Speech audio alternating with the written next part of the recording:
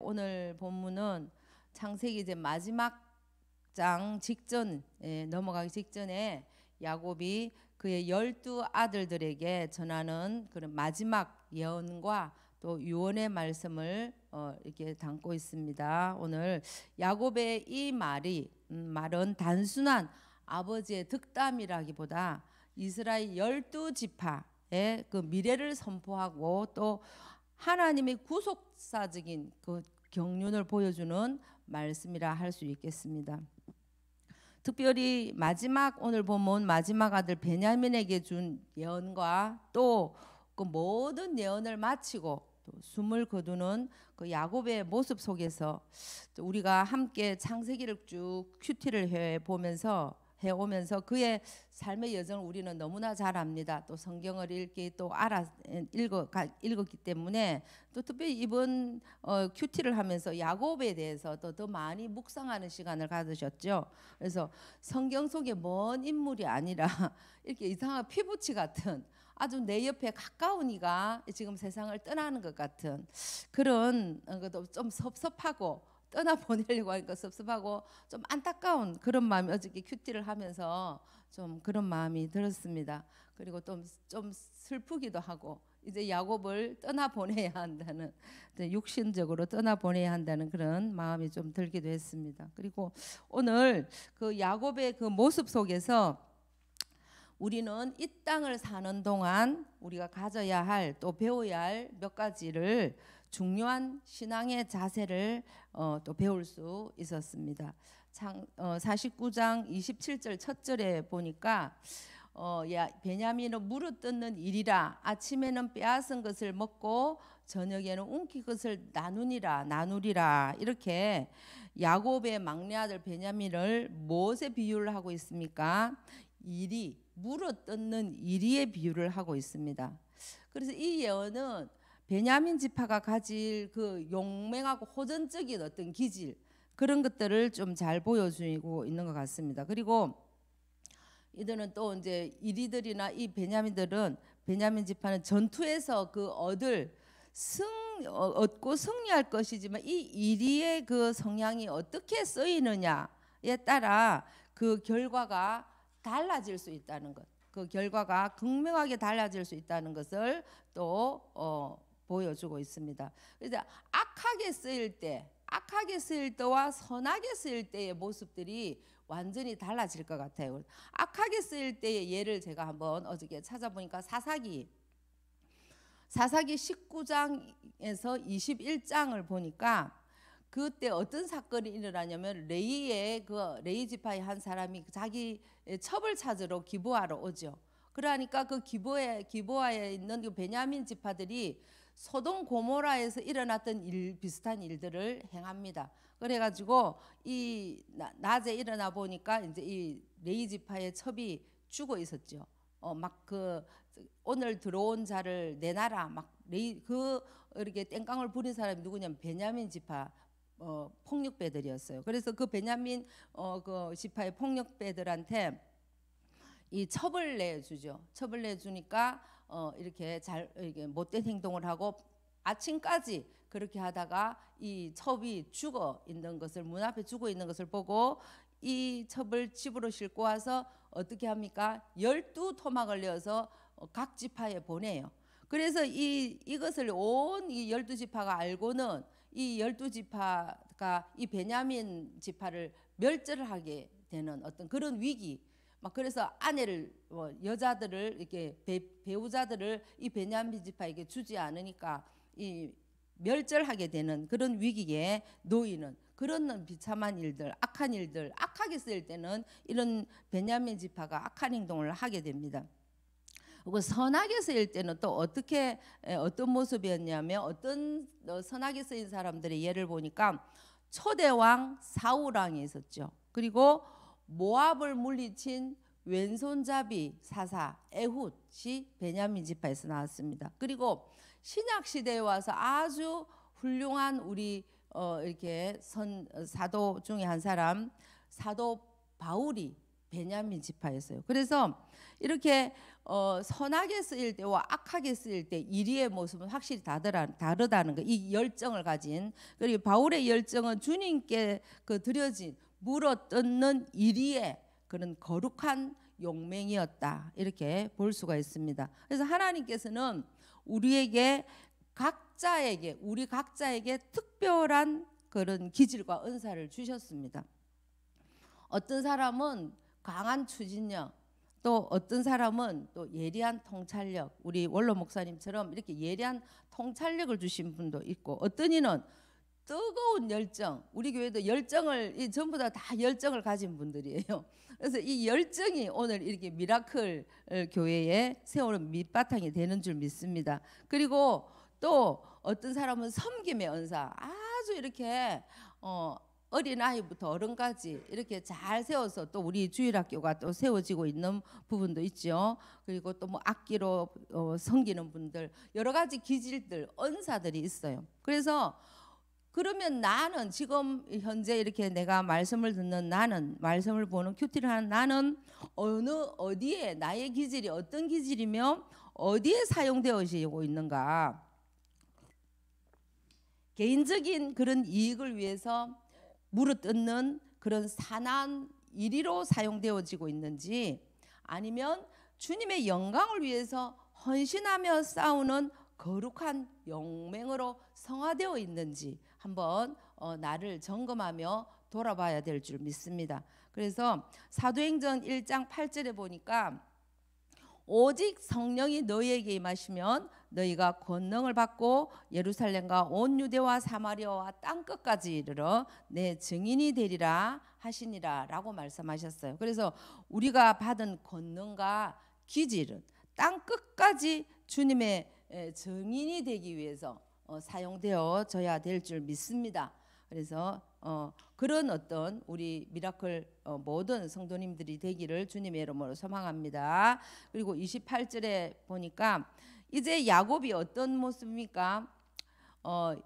12지파에게 다 12아들에게, 지파는 아직 아니었고 12아들에게 예언을 마친 후에 이런 결론을 짓습니다. 어떤 결론입니까? 28절 한번 읽어보겠습니다. 이들은 이스라엘의 12지파라. 이와 같이 그들의 아버지가 그들에게 말하고 그들에게 축복하였으니 곧 그들 각 사람의 분량대로 축복하였더라 라고 말씀을 하고 있습니다. 분량대로. 이 표현은 어떤 표현으로 묘사됩니까? 각 아들의 과거의 삶과 또 이렇게 축복을 하시는 모습을 보면 그들이 가질 미래의 그런 성품과 역할에 따라서 그 하나님의 공의로운 섭리가 선포되었음을 의미하는 거예요. 그래서 로브엔의 실패, 어떤 실패를 하였죠? 아버지의 침상을 범하는 그런 실패. 시몬 레이의 그런 어떤 잔혹함, 자기 여동생을 다나를 죽인, 급탈했다고 막 그렇게 다 죽여버리는. 그리고 세겜에서 그런 어떤 악한 행동을 하죠. 그리고 유다의 그 메시아 혈통, 그다음에 요셉의 넘치는 축복, 그리고 베냐민의 용맹함, 이 모든 것은 하나님이 각 사람에게 주신 사명과 책임이었다 할 수 있습니다. 그리고 우리는 이렇게 종종 그러고 보면 우리 종종 다른 사람의 그 축복과 내 삶의 결과를 비교하며 그렇게 낙심할 때가 있어요.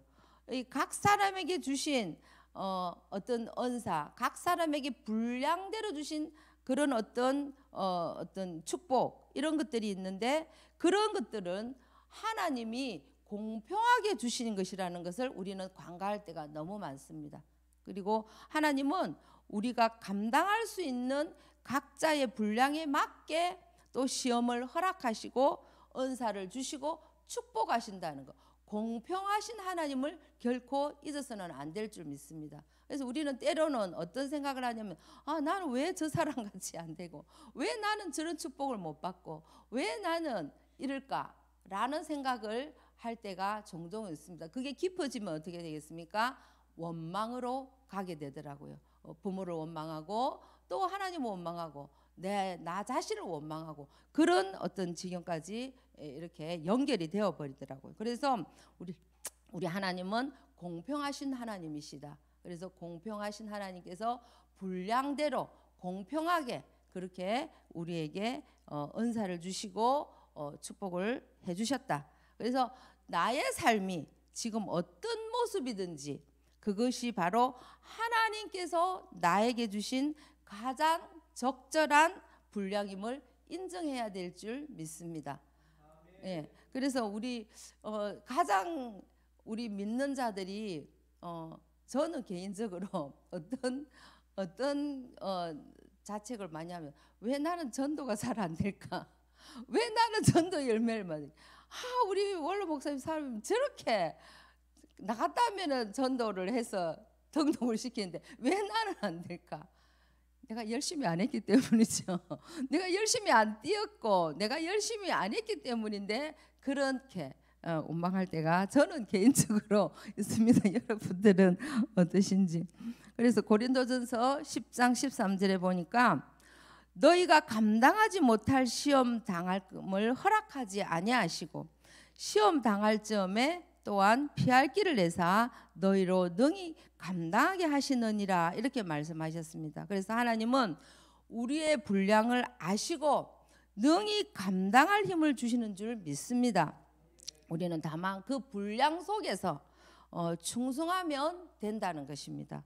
그래서 우리는 열심을 다해서 내가 가진 은사, 내가 가진 분량대로 하나님 앞에 충성을 다하는 저와 여러분 되기를 소망합니다.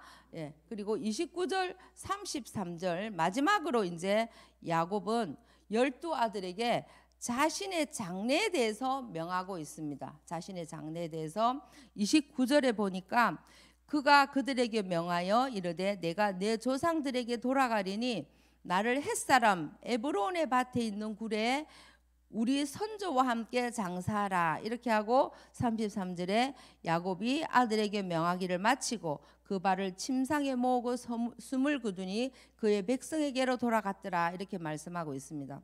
그래서 야곱은 애굽의 총리 요셉의 아버지로서 최고의 장례를 치를 수 있었어요. 그렇죠. 그래서 화려한 그 애굽의 무덤 대신에 무엇을 택하고 있습니까? 가나안, 아주 초라하지만 그런 가나안 막벨라 굴에 묻히기를 유언을 하고 있습니다. 이 유언 속에서 야곱의 그 하나님의 언약에 대한 확고한 믿음을 볼 수 있다는 것입니다. 그래서 눈에 보이는 그런 애굽의 부귀가 아니라 하나님께서 아브라함에게 약속하신 영원한 언약의 땅을 소망했다는 것입니다. 그래서 33절은 야곱의 그 죽음을 어떻게 표현하고 있습니까? 숨을 거두니 그의 백성에게로 돌아갔더라고 표현합니다. 이 말씀의 의미는 성도의 죽음이 어떻게 끝이 아니다. 끝이 아니다. 그 백성에게로 돌아갔다고 이렇게 표현을 하고 있습니다. 그래서 우리나라도 그 유래가 우리가 사람이 죽으면 어떻게 표현을 합니까? 돌아가셨습니다. 이렇게 하죠. 그래서 그 돌아가셨습니다의 그 표현 속에는 그 의미 속에는 어딘가로 갔다, 본향으로 돌아갔다 이런 의미가 숨어 있다 이렇게 말씀들을 하십니다. 그래서 돌아가셨어요. 이제는 그 본향으로 돌아가셨다. 그래서 끝이 아니다라는 것은 우리의 성도의 삶은 끝이 아니다. 그러나 끝처럼 우리는 살아갈 때가 너무 많다. 하나님의 품과 믿음의 조상들이 있는 영원한 본향으로 돌아가는 것을 분명히 우리에게 또 알려주고 있습니다. 그래서 이 땅의 삶은 어떤 삶이다? 잠시 머무는 나그네의 길이다. 그리고 우리의 영원한 시민권은 하늘에 있는 줄 믿습니다. 그래서 우리는 오늘 야곱의 마지막 유언을 통해서 우리의 삶을 점검해야 될 줄 믿습니다. 나의 기질과 은사는 주님의 사명을 위해서 쓰임 받고 있는지 아니면 나의 삶의 모든 결과는 하나님의 분량대로 주어진 것임을 인정하며 감사하고 있습니까? 그리고 이 모든 것을 마치고 돌아갈 영원한 본향을 소망하며 또 살아가고 있습니까? 야곱처럼 믿음의 유언을 남길 수 있는 그런 하늘 시민으로서의 삶을 살아가는 저와 여러분 되기를 주님의 이름으로 소망합니다. 그래서 오늘 하루도 또 우리는 인생 여정을 살아내야 합니다. 이 살아내는 과정에서 갖가지 오늘 하루 안에도 얼마나 많은 사건 사고와 갖가지 어떤 일들이 또 문제들 앞에 봉착할 수가 있습니다. 그럴 때마다 우리는 무엇을 생각해야 하겠습니까? 천국을 소망하며 하늘 본향을 생각하며 우리의 시민권은 하늘에 속해 있다는 것을 잊지 않아야 될 줄 믿습니다. 그래서 어떻게 기쁨으로 감사로 그 나라를 사모하며 또 우리는 당연히 우리 하나님께서 우리를 구원받은 백성으로 하나님 자녀 삼아 주신 우리를 본향으로 인도해 주실 것을 감사하며 그 나라를 소망하며 살아갈 때에 결탄코 낙심, 절망, 그런 원망 이런 것들은 우리 마음에 오지 않을 줄 믿습니다. 빌립보서 3장 20절에 보니까 그러나 우리의 시민권은 하늘에 있는지라 거기로부터 구원하는 자 곧 주 예수 그리스도를 기다리노니 라고 말씀하고 계십니다. 그래서 이 땅을 살지만 우리의 시선은 영원한 본향인 하늘에 고정하며 살기를 주님의 이름으로 소망합니다. 오늘도 그 소망 붙들고 승리하시는 저와 여러분 되시기를 또 간절히 소망합니다.